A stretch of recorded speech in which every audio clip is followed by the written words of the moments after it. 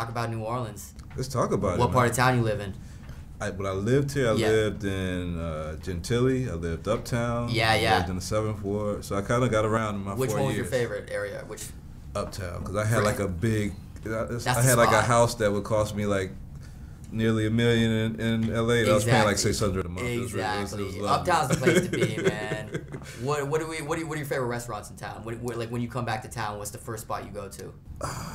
The drive-through daiquiri shops, actually. Really? Tell me about that. Drive-through daiquiri shops. You drive through and they give you styrofoam cups. Yeah. I don't know about the drinking and driving thing that nobody should do, but they give you a straw. They say, don't drink and drive.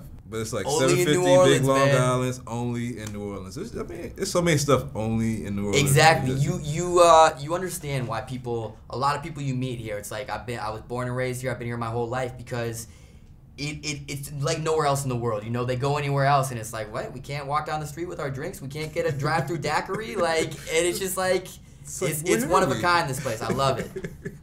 But yeah, let's talk about the movie. Let's talk about the movie. Because y'all shot the movie down here. And some of the scenes are derived from here. So how was that experience being able to shoot here, and how did you keep from after they say cut, going and say, all right, I'm going to Bourbon Street. I'll be back for the next. It's a good question. I actually the movie I did before this one, I also shot in New Orleans, so I knew the area pretty well by the time I got here for this one. And my first stint in New Orleans, I was in a hotel literally a block away from Bourbon Street, so that was dangerous. And also, there's no escape, It's like, and I didn't know about Uptown, I didn't know about the Garden District. I thought the French Quarter was all that New Orleans had to offer.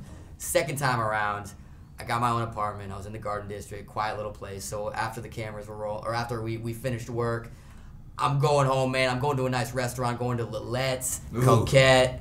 You know Sylvain? I know Sylvain. You know Sylvain. Yes. So yeah, this is my second time around. The first time was a little more dangerous. Second time, I was just eating, man. I love this city. Yeah. Don't get fat out here now. Don't get fat out here, you said? Don't get fat out here. I'm trying, man. Yeah. I'm trying to put on some weight.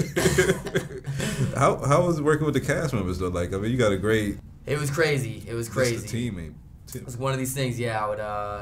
When I got the part, I told my friends who I grew up with, who was in the movie, and they're like, "How the hell did you sneak into that?" I don't know, man. I'm just keeping my mouth shut. But it was crazy. Literally every single person in the movie, I genuinely respect and look up to, and so it was a little intimidating when I first showed up, where I know everyone and no one has any idea who I am, and so I felt like I had to prove myself in a way, and I felt like I had to show them that I was gonna do a good job, just like my character, throughout the film, I'm the young guy who looks up to them, and I gotta prove my worth and that I am an essential part of the group. Right. So it kind of played out for the art imitating life, man. Man. So as far as magic, I feel like this is like Magic 2.0, because Magic seems like it's a little bit rabbit in the hat. Sure. What y'all were pulling off on screen was definitely a next level of magic. Totally. Yeah, I think this movie, it's kind of the new wave of magic, where it's trying to show the world that magic can be kind of cool, And when I was doing research for this movie, I was seeing a lot of magic acts, and the ones that still stand out for me are these younger guys who, they might not necessarily be doing the best tricks in the world, but they're just likable guys, and they're incorporating comedy into their act, and that's what you remember. You know what I mean? Yeah. So I think that's our characters are representative of what's going on in the magic world right now. All right.